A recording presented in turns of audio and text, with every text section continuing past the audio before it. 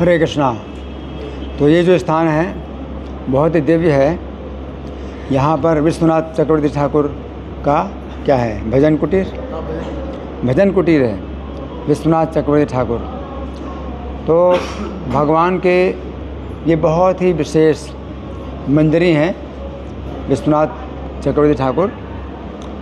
और इन्होंने जो गुरुवष्टकम प्रार्थना लिखी है उसे हम रोज़ मंगल आरती में गाते हैं। तो हमारा जो दिन की शुरुआत होती है वो गुरुवष्टकम प्रार्थना से होती है। संसार दावा नल्ली ढिलोका, जिसमें कि अष्टकम है गुरु अष्टकम। गुरु अष्टकम का मतलब क्या है कि गुरु के संबंध में 8 श्लोक हैं और प्रत्येक श्लोक के अंत में जो पद है वो हर बार आता है, वंदे गुरु श्री चरणार बिंदम, प्रत्येक श्लोक के अंत में। तो ये पद जो है कितने बार आता है, 8 श्लोक हैं तो 8 बार आता है, वंदे गुरु श्री चरणार बिंदम। तो ये प्रभुपाद ने नियम बनाया कि हमारा जो है दिन का जो पहला कार्यक्रम है वो इस प्रार्थना से होता है। और ये विश्वनाथ चक्रवर्ती ठाकुर ने जो प्रार्थना लिखी गुरुवष्टकम प्रार्थना, तो इसमें एक 9वां श्लोक भी है जो इसके महात्म्य का है। इसको हम लोग बोलते नहीं हैं, परंतु वो श्लोक जो है इस गुरुवष्टकम प्रार्थना का महात्म्य है। श्रीमद् गुरोरष्टकमे तदुच्चैर ब्राह्मे मुहूर्ते पठति प्रयत्नात् यस्तेन वृंदावननाथ साक्षात सेवे विलभ्या जनुसोंत एव। तो इसमें ये बताया गया है कि श्रीमद् गुरु अष्टकम है, श्रीमद् गुरु अष्टकम एतत् माने यह है, ये जो श्रीमद् गुरु अष्टकम है एतत् उच्चैर ऊंचे स्वर में, उच्चैर ब्राह्मे मुहूर्ते, ब्राह्म मुहूर्त में पठति जो पाठ करे, ऊंचे स्वर में पाठ करे। तो इसके लिए क्या होता है, माइक, आजकल माइक होता है ना, जो माइक्रोफोन है, तो ये और आवाज़ तेज़ कर देता है ना। तो जब विश्वनाथ चक्रवर्ती ठाकुर कहते हैं कि जितना यथासंभव ऊंची आवाज़ में इसको पाठ करें, है ना, तो उसमें क्या है कि प्रभुपाद ने माइक्रोफोन का सिस्टम भी लागू किया कि आज की टेक्नोलॉजी माइक्रोफोन है तो आवाज़ और ऊंची जाएगी। और ब्राह्म मुहूर्त में पाठ करना है। ब्राह्म मुहूर्त होता है क्या, 4:10 से 4:58 तक का 48 मिनट का ये ब्राह्म मुहूर्त होता है। तो प्रभुपाद ने मंगल आरती का जो कार्यक्रम है जिसमें गुरुवष्टकम प्रार्थना गाई जाती है वो 4:30 पर, तो सभी मंदिरों में 4:30 पर ये गुरुवष्टकम प्रार्थना गाई जाती है। लेकिन जब प्रभुपाद की समाधि वृंदावन में है तो वहाँ पर 4:10 पर गाई जाती है। तो 4:10 में भी आप गा सकते हैं, क्योंकि 4:10 से 4:58 तक जो है के बीच में आप ये पूरी गा लो। तो प्रार्थना गाने में तो कितना है, 10 मिनट लगेगा, 10 मिनट 8 मिनट लगेगा। तो 4:10 पर गाएं या 4:30 पर गाएं। आप 4:50 पर भी गा सकते हैं, तो 8 मिनट के अंदर पूरी हो जाएगी। तो अगर कोई मंगल आरती अगर 4:30 बजे ना कर पाए तो 4:50 पर भी अगर करें तो गुरुवष्टकम प्रार्थना 4:50 पर शुरू करते हैं तो 4:58 तक ये प्रार्थना पूरी हो जाएगी। तो विश्वनाथ चक्रवर्ती ठाकुर का ये जो महात्म्य है ये कार्य करेगा। ब्राह्मे मुहूर्ते पठति प्रयत्नात्, तो प्रयत्न पूर्वक पाठ करना है। तो प्रयत्न पूर्वक का मतलब है कि आवाज़ जो है, अपने गले की जो आवाज़ है वो प्रयत्न पूर्वक आप जो है मतलब निकालो, जो कि ऊंचे स्वर में भी हो। लेकिन ऊंचे स्वर में ऐसा ना हो कि आवाज़ बेसुरीली हो जाए। तो आपको प्रयत्न क्या करना है कि यथासंभव ऊंचे स्वर में भी आवाज़ हो और मधुर स्वर में भी आवाज़ हो। फिर ये नहीं कि फटे बाँस की तरह आवाज़ निकाल रहे हैं, है ना, क्योंकि आवाज़ तेज़ करते हैं तो कभी कभी फटा बाँस जैसी आवाज़ निकलती है, हाँ, तो वो नहीं। तो प्रयत्न आपको करना क्या, ऊंचे स्वर में आवाज़ निकालो और वो भी मधुर स्वर में आवाज़ निकालो, है ना। अगर आपकी आवाज़ नहीं है वैसी, आप नहीं बोल पाते हैं, तो वो रिकॉर्डिंग आप चला सकते हो। जो भी मधुर आवाज़ में पहले से गाया गया है आप रिकॉर्डिंग चला सकते हो। तो ये जो है विशेष महिमा इस गुरुवष्टकम की है। तो वो कहते हैं कि क्या महिमा है, जो क्या है, श्रीमद् गुरु अष्टकमे तदुच्चर ब्राह्मे मुहूर्ते पठति प्रयत्नात् यस्तेन वृंदावन नाथ साक्षात सेवे वैलभ्य जनुसोंत एव। तो वो जो है वृंदावन नाथ की साक्षात सेवा, जनुसो अंत एव का मतलब है जीवन के अंत में, जीवन के अंत में उसको वृंदावन नाथ की साक्षात सेवा प्राप्त होगी।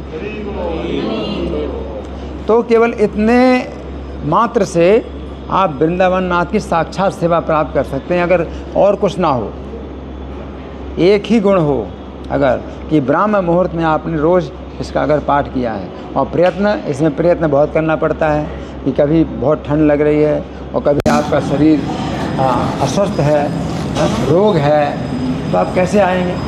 आपको स्नान भी करना है, स्नान नहीं कर सकते हैं, गर्म पानी में स्नान करो, या जो है पोछा लगाओ शरीर में, तो शरीर की बदबू दूर करो। तो ये सब प्रयत्न है, इसमें प्रयत्न होता है। तो विश्वनाथ चक्रवर्ती ठाकुर की जो वचन है, तो भगवान इतने बंधे हैं अपने भक्त के वचन से कि अपने भक्त के वचन को असत्य नहीं होने देते, चाहे अपना वचन असत्य हो जाए, लेकिन भक्त के वचन को असत्य नहीं होने देते।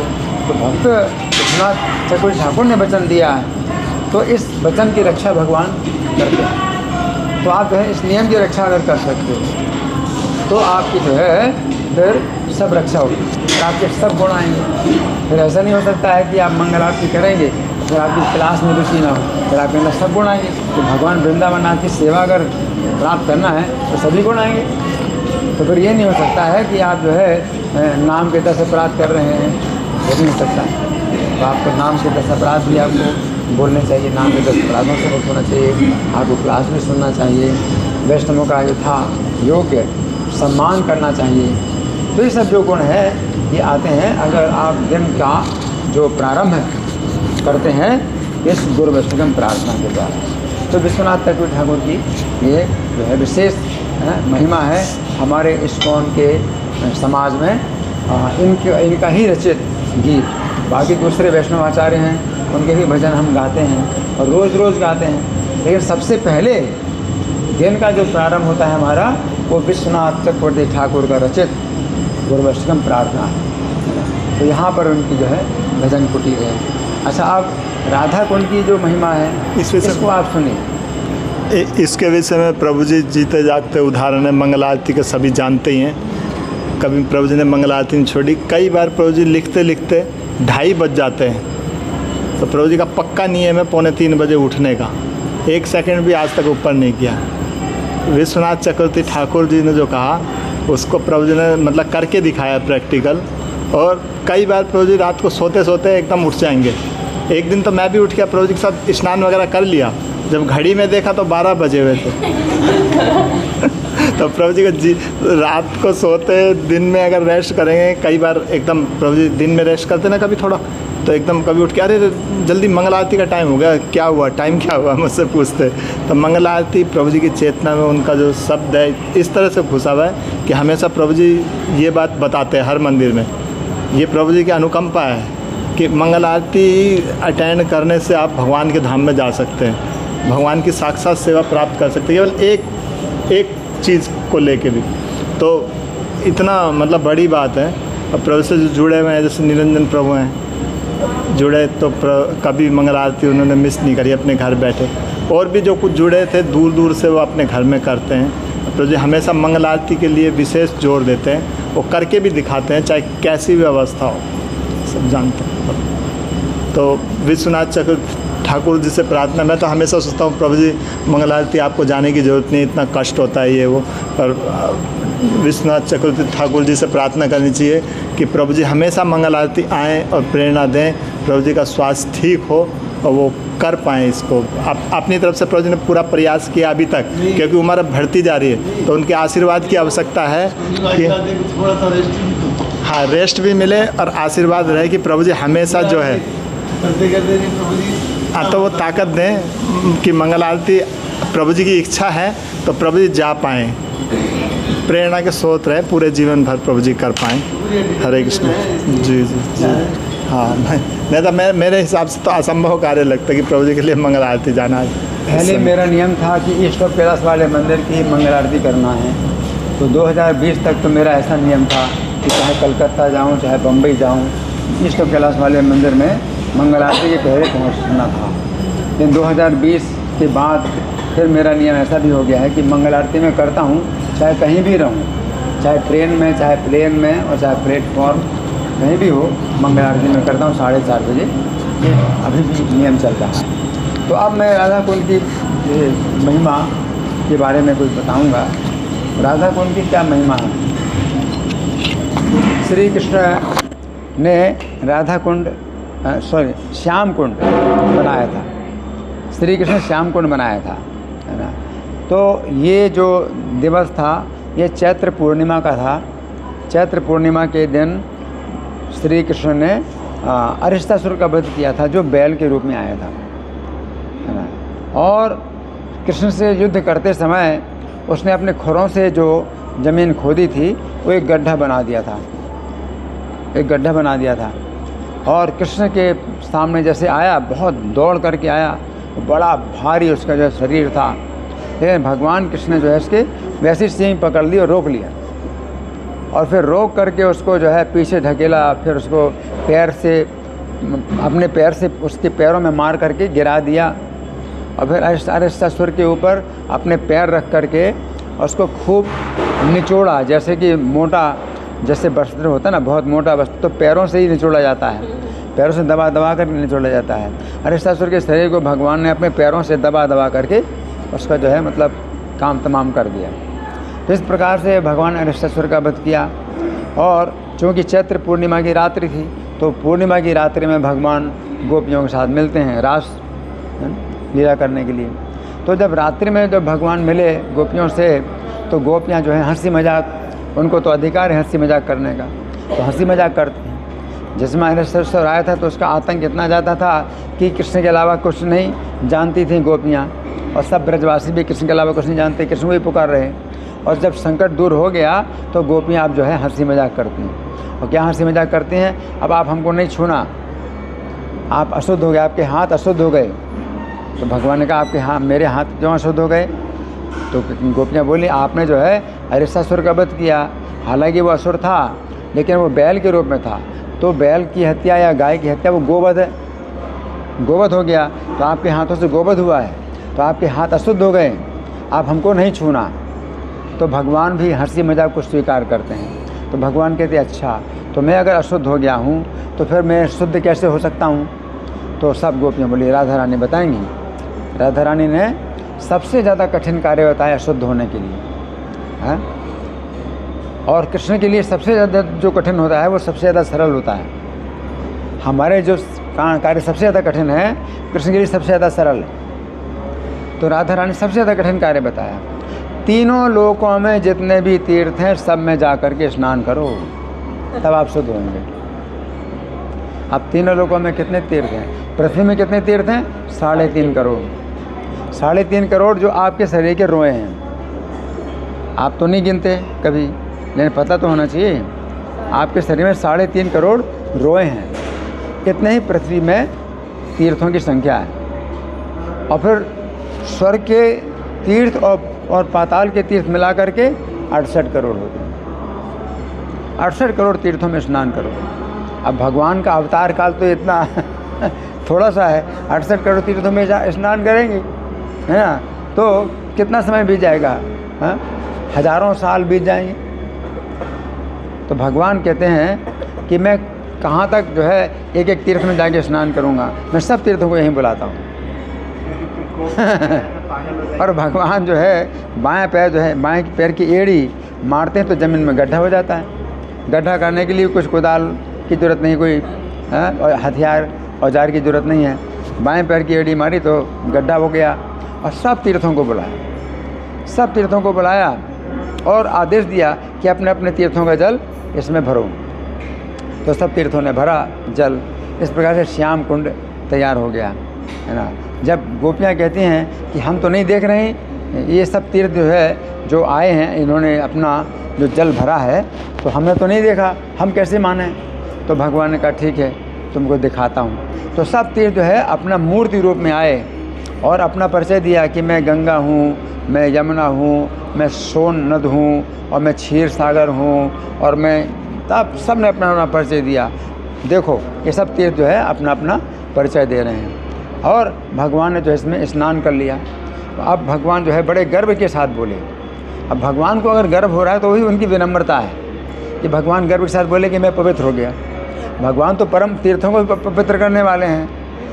भगवान तो तीर्थों, और भगवान गर्व के साथ बोले मैं तो पवित्र हो गया। तो ये गर्व थोड़ी है, ये तो उनकी विनम्रता है। लेकिन गर्व दिखाते हैं मैं तो पवित्र हो गया है, लेकिन तुम्हारी जो राधा रानी है वो तो पवित्र नहीं हुई। तो गोपियों ने बोले, गोपियों ने कहा राधा रानी ने थोड़ी गो हत्या की थी, आपने गो हत्या की थी।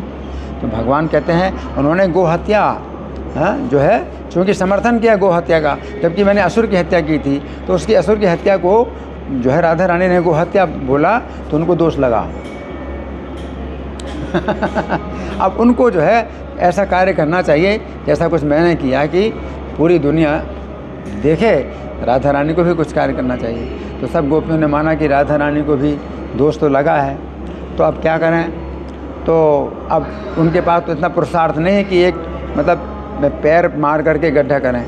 तो उन्होंने जो है क्या है अरिष्टासुर के द्वारा जो खुर से जो गड्ढा बना था उसी गड्ढे में अपना नाम कर दिया। थोड़ा सा कंगन, गोपियों ने कंगन से और गड्ढा बना दिया, गड्ढे के अंदर और गड्ढा बना दिया, और राधा का जो है ये सरोवर है इसका जो है मतलब नाम कर दिया। तो उनकी चतुराई है। तो उनके पास पुरुषार्थ नहीं, लेकिन चतुराई तो है। यस्य बुद्धिर या जस्य बुद्धिर बलम तस्य, बोलते हैं ना, यस्य बुद्धिर बलम तस्य, जिसके बाद बुद्धि उसके बाद बल है। तो भगवान के पास शारीरिक पुरुषार्थ है, उनके पास तो इतना पुरुषार्थ नहीं है, लेकिन बुद्धि है। तो राधा कुंड का जो है वो, अब राधा कुंड को भरें कैसे, सरोवर को भरें कैसे। तो करोड़ों गोपियाँ हैं, तो सब जो है एक लाइन से खड़ी होंगी और मानसी गंगा से जल मतलब आएगा। तो कैसे आएगा, एक गोपी मानसी गंगा से कलश भरेगी और वो दूसरे को देगी, दूसरे तीसरे को देती, चलना नहीं पड़ेगा। और वो कलश जो है कहाँ आएगा, राधा कुंड तक आएगा और भरे जाएंगे। ऐसे लगातार जो है कलश आता जाएगा और भरेंगे। तो जितने भी तीर्थ थे, तो भगवान ने जब देखा कि ये राधा रानी का तो बहुत परिश्रम हो रहा है, तो राधा रानी ने से कहा कि हम मेरे जो है कुंड का जल ले लो, मेरे कुंड का जल ले लो। तो राधा रानी कहती नहीं, वो तो गो हत्या के पाप से दोष है, उस कुंड का जल नहीं लेंगे। तो फिर जितने भी तीर्थ थे तो सब ने जो है राधा रानी के सामने प्रणाम किया, हाथ जोड़ा कि हमें जो है आप सेवा करने का मौका दीजिए, आपके कुंड को हम भरें। तो जब राधा रानी उनकी जो है प्रार्थना जब सुनती हैं तो इशारा कर देती हैं। तो फिर जो श्याम कुंड का जो तट है उसको तोड़ करके राधा कुंड भर जाता है। तो जो राधा कुंड है वो भगवान कृष्ण को बहुत प्रिय है ना। तो राधा कुंड में भगवान जो है राधा रानी के साथ बहुत विहार करते हैं, क्रीड़ा, जल क्रीड़ा करते हैं। तो ये राधा कुंड का है। अब राधा कुंड की महिमा और श्याम कुंड की महिमा बहुत अद्भुत है, बहुत अद्भुत है। अगर आप सोचे हैं तो सोचते रहो, जीवन भर सोचते रहो कि कैसे अद्भुत महिमा है। ये राधा कुंड, श्याम कुंड वो तो एक ही चीज़ है। 68 करोड़ तीर्थों की सप्लाई है। कितना? 68 करोड़ तीर्थों की सप्लाई है। और इतने तीर्थों की सप्लाई जो आकाश में स्वर्ग से भी तीर्थ हैं और पाताल से भी तीर्थ हैं, उनकी सप्लाई है। और कैसी सप्लाई है? छोटे छोटे छिद्र से धारा निकलती है ना। तो जिस समय परिष्कार किया था 1910 में, हैं 2010 में जब राधा कुंड का, श्याम कुंड का जब परिष्कार हुआ था तो पानी बाहर निकाला गया। तो पानी बाहर निकाला गया राधा कुंड को खाली करने के लिए। तो राधा कुंड तो खाली हो गया, लेकिन कंगन कुंड खाली नहीं हो पाया, क्योंकि जितना मोटी धारा निकाली जा रही थी राधा कुंड के जो है जल की बाहर, तो इतनी ही धारा जो है वो 68 करोड़ तीर्थों की आ रही थी। तो कंगन कुंड जो है खाली हो ही नहीं, इतनी महिमा। और फिर जब उसका जो है जितना भी कीचड़ वगैरह, मिट्टी वगैरह सब निकाली उसको गहरा करने के लिए, जब पानी निकल गया तो काफ़ी मिट्टी मतलब निकाली बाहर कि राधा कुंड जो है खूब गहरा हो जाए। तो फिर ऐसा थोड़ी है कि जो पानी बाहर निकाला इसको फिर दोबारा उसमें डाला जाए, नहीं, क्योंकि वो तीर्थों की सप्लाई इतनी ज़्यादा है कि एक दिन में एक सीढ़ी अपने आप भर जाती है। राधा कुंड, श्याम कुंड, ये जो है ऐसे कुंड हैं कि गर्मी के दिनों में जितने कुंड हैं वो सब सूख जाते हैं, कुएं भी सूख जाते हैं, हाँ, लेकिन ये नहीं सूखते कभी, ये नहीं सूखते। क्यों? क्योंकि 68 करोड़ तीर्थों की सप्लाई है। और इनकी सप्लाई जो है मतलब कैसे कंट्रोल होती है कि उतने लेवल में, जो भगवान ने बताया इतने लेवल में सप्लाई बंद होना चाहिए, उतने लेवल में सप्लाई बंद हो जाती है। और एक साथ 68 करोड़ तीर्थों की सप्लाई एक साथ बंद होती है, और थोड़ा सा भी खाली होता है तो एक साथ 68 करोड़ तीर्थों की सप्लाई चालू हो जाती है। तो सप्लाई तो लगातार चल रही है, क्योंकि पानी तो हमेशा सूखता है, चाहे जाड़े हो चाहे बरसात हो, पानी तो हमेशा सूखता ही है, गर्मियों में ज़्यादा सूखता है। तो सप्लाई जो है मतलब इतनी कंट्रोल है कि उतने लेवल में जो है वो मतलब बना रहे। और अगर कंट्रोल ना होती तो क्या होता, पूरी पृथ्वी को डुबा देती, सब समुद्रों को, पृथ्वी को, सबको एक कर देती राधा कुंड। और हमने अपनी आंखों से देखा, वो जो है सीढ़ियों से भी जो है, सीढ़ियाँ पत्थर की सीढ़ियाँ बनी हैं, पत्थर की सीढ़ियों के भी बीच की जो उसके जोड़ हैं उनसे जो है छिद्र निकल रहे हैं और सप्लाई धारा से, धारा के रूप में सप्लाई हो रही है। और जो किनारे की जो मिट्टी है, मिट्टी में भी जो है क्या है, धारा निकल रही है। अब ऐसे धारा कैसे निकलेगी सोचिए। अगर मान लो पानी आए तो वो जब पानी धारा में के रूप में थोड़ी आता है, वो ऐसे मिक्स हो जाता है मिट्टी में, लेकिन धारा मिट्टी के अंदर से भी धारा निकल रही है। ये आश्चर्य जो है मतलब बहुत बड़ा आश्चर्य है। और अभी भी मतलब वही भगवान की मर्यादा सब तीर्थ लोग जो हम मानते हैं कि इतने लेवल से ऊपर नहीं जाए। अगर मान लो मिट्टी भर जाए, अब जैसे भगवान चैतन्य ने जब इनको ढूंढा था तो ये लुप्त हो गए थे।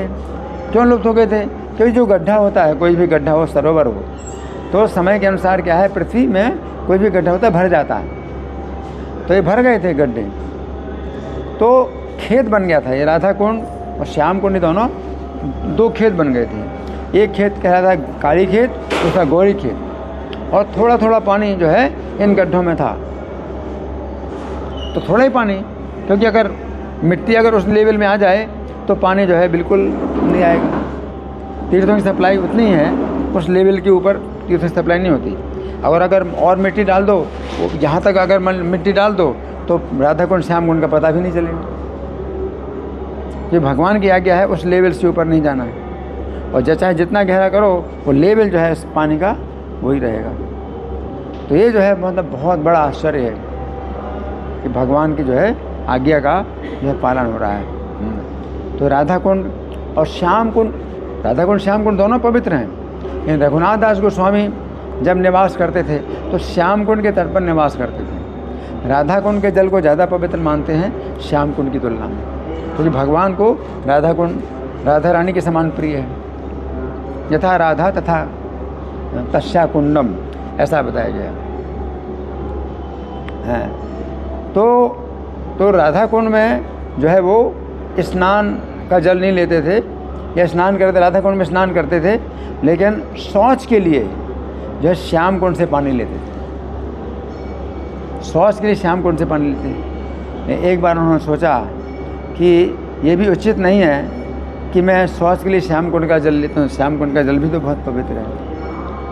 तो उन्होंने सोचा कि एक कुआं बनवा दो श्याम कुंड के तट में, तो कुएं से मैं पानी लूँगा शौच के लिए। तो जब कुआं खुदवा रहे थे तो एक शिला मिली जो कि काटी गई, तो उससे खून निकला। जब खून निकला तो रघुनाथ दास जी ने जो है उसको जो है रुकवा दिया इस काम को, कि भाई रोक दो, अभी इसमें कोई रहस्य है और आगे की खुदाई ना करो। तो जब रात में सोए तो भगवान ने सपना दिया कि जो है गोवर्धन की जिह्वा है जो कट गई है। गोवर्धन पर्वत क्रौंच पक्षी के आकार का है।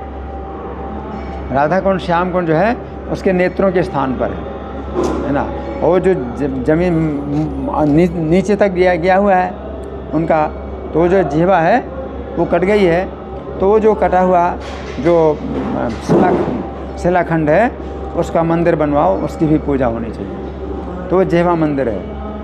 और जिह्वा मंदिर वो शिलाखंड है वो नीचे है। हमने तो जिह्वा मंदिर देखा, नहीं वो ऊपर के लेवल में आ गया, तो नीचे के लेवल में जो है वो देखना पड़ेगा कि वो जिह्वा का वो हिस्सा है, एक शिलाखंड है वो जिह्वा का मंदिर है ना। तो रघुनाथ दास गोस्वामी ने फिर जो है वो कुआं जो है मतलब उतना ही फिर बनवाया जितना, और आगे खुदाई नहीं की, उससे जल लेते थे शौच के लिए। रघुनाथ दास गोस्वामी जब भजन करते थे तो भजन ऐसे करते थे कि सवेरे बैठे और शाम को जो है उठते थे, और बीच में कितना धूप हुई और सूर्य का उदय हुआ, सूर्य का अस्त हुआ, उन्हें पता नहीं चलता था। ऐसे भजन में तल्लीन रहते थे। तो उस समय क्या था कि रघुनाथ दास भजन कर रहे हैं और श्याम कुंड के तट पर एक शेर और शेरनी का जोड़ आया पानी पीने के लिए। तो रघुनाथ दास को कुछ पता ही नहीं, उन्हें कुछ पता नहीं। तो भगवान कृष्ण उनके बॉडीगार्ड बन करके उनके पीछे खड़े हैं कि अगर वो आक्रमण करेंगे तो रक्षा करेंगे। रघुनाथ दास की रक्षा के लिए भगवान कृष्ण रघुनाथ दास के पीछे खड़े हैं। सनातन गोस्वामी देखने आए रघुनाथ दास की कैसा भजन कर रहा है। अरे तो सनातन गोस्वामी ने देखा कि कैसा भजन कर रहा है ये, इसे कुछ पता नहीं है, भगवान से सेवा ले रहा है। तो रघुनाथ दास, और भगवान के हंस करके अंतर्धान हो गए। रघुनाथ दास, हाँ प्रभु, तुम कैसे भजन करते हो? तुम सेवा करने के लिए भजन करते हो, सेवा कराने के लिए भजन करते हो? क्या हुआ प्रभु? अरे क्या हुआ? शेरने का जोड़ा यहाँ पानी पीने आया और श्री कृष्ण तुम्हारे बॉडीगार्ड बन करके, अंग रक्षक बन करके खड़े हैं कि तुम्हारे ऊपर कहीं आक्रमण ना कर दें। तो प्रभु क्या करूं? उन्होंने पूछा तो प्रभु क्या करूं? तो उन्होंने कहा कि तुम जो है अपना एक भजन कुटीर बनाओ।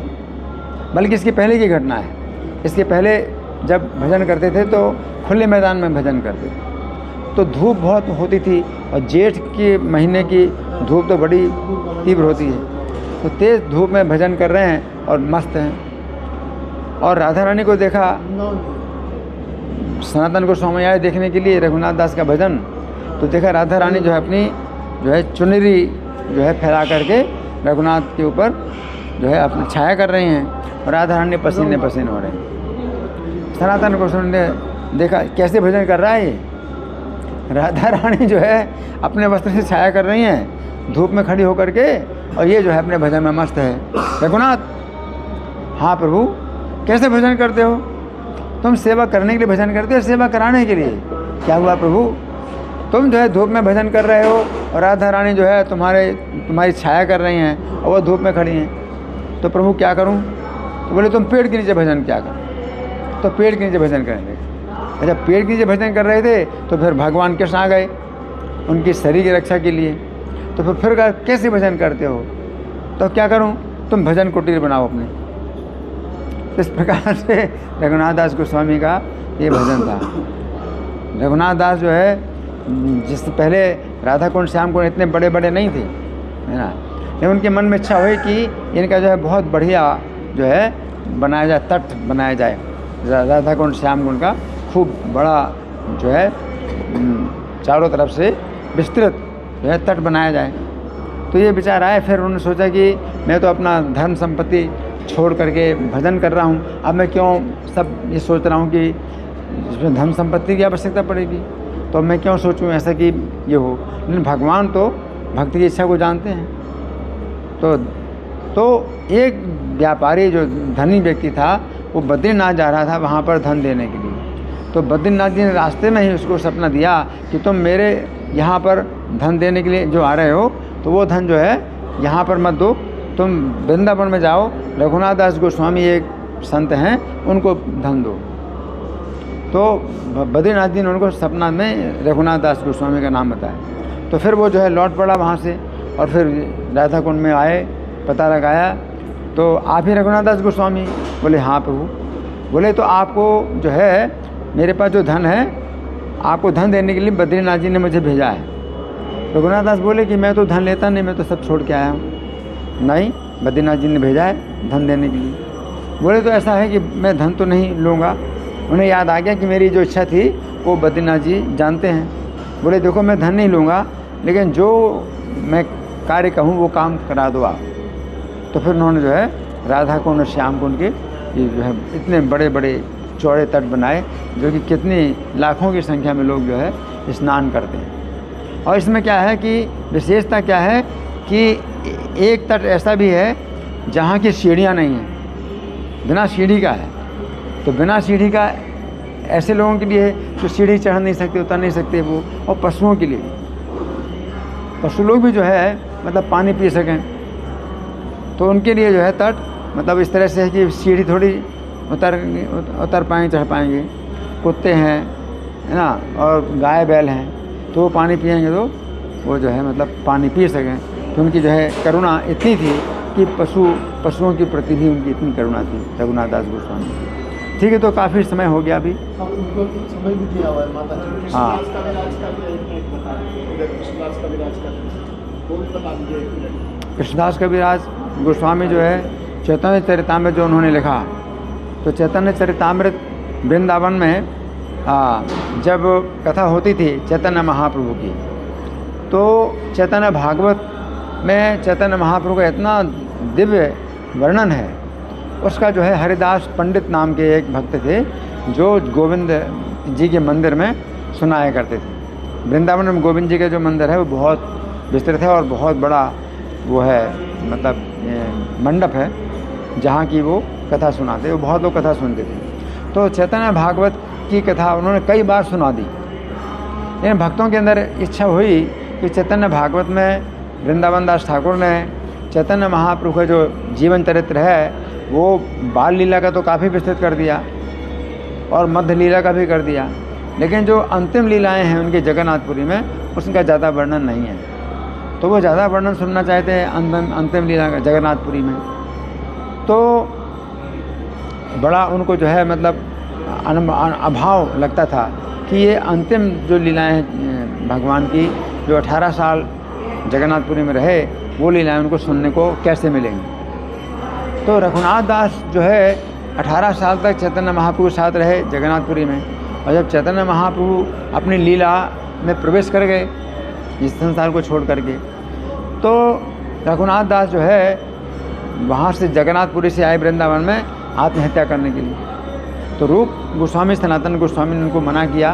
उन्होंने कहा कि आत्महत्या मत करो, अगर चैतन्य महाप्रभु का आपको विरह अनुभव हो रहा है तो आप जो है उनकी कथाएं लीलाएं आप हम लोगों को सुनाएं, तो इससे हमारा भी लाभ होगा और आपको भी विरह का अनुभव नहीं होगा। तो रघुनाथ दास है 3 घंटा रोज़ चैतन्य महाप्रभु लीलाएं सुनाते थे और सब भक्त लोग सुना करते थे।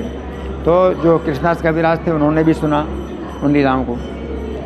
तो वो लीलाएं जो है सब जितनी लीलाएं थीं वो जगन्नाथपुरी की थी, और वही लीलाओं की आवश्यकता थी कि जो है हरिदास पंडित सुनाए सब भक्तों को। तो अब कौन लिखेगा उन लीलाओं को? तो कृष्णदास कविराज को चुना गया कि भाई आप एक ऐसा ग्रंथ रखो जिसमें भगवान चैतन्य की जगन्नाथपुरी की लीलाएं हैं उनका वर्णन हो। तो इनकी अवस्था हो गई 90 साल की, कृष्णदास कविराज की अवस्था हो गई 90 साल की। तो अब न तो आँखों में दिखाई पड़ता, उन दिनों चश्मा भी नहीं बनता था, तो आँखों में दिखाई भी नहीं पड़ता, और हाथ भी काँपते हैं, शरीर भी जो है मतलब बिल्कुल काम नहीं कर रहा है। ऐसी अवस्था में कैसे लिखेंगे? तो वृंदावन के जितने भी भक्त हैं, वैष्णव हैं, सबसे आज्ञा मांगी कि मुझे आशीर्वाद दो कि मैं चैतन्य चरितामृत लिखूँ, है ना। इस प्रकार से चैतन्य चरितामृत उन्होंने जो है कृष्णदास कविराज गोस्वामी ने लिखा, जिसमें कि ज़्यादा विस्तार अंत लीला का है। आदि लीला मध्य लीला में कुछ लीलाएँ लिखी हैं जिनको वृंदावन दास ठाकुर ने या तो नहीं लिखा या संक्षेप में लिखा, तो वो उन्होंने लिखा, और ज़्यादा से ज़्यादा लीलाएँ उनकी अंतिम लीलाएँ हैं चैतन्य महाप्रभु और चैतन्य चरितामृत। तो वो जो है भक्तों को फिर वो कमी फिर नहीं महसूस होती कि जगन्नाथपुरी में भगवान की लीलाओं का वर्णन नहीं हुआ। ठीक है। कृष्णदास कविराज गोस्वामी महाराज की जय, श्रील प्रभुपाद की जय। हरे कृष्णा।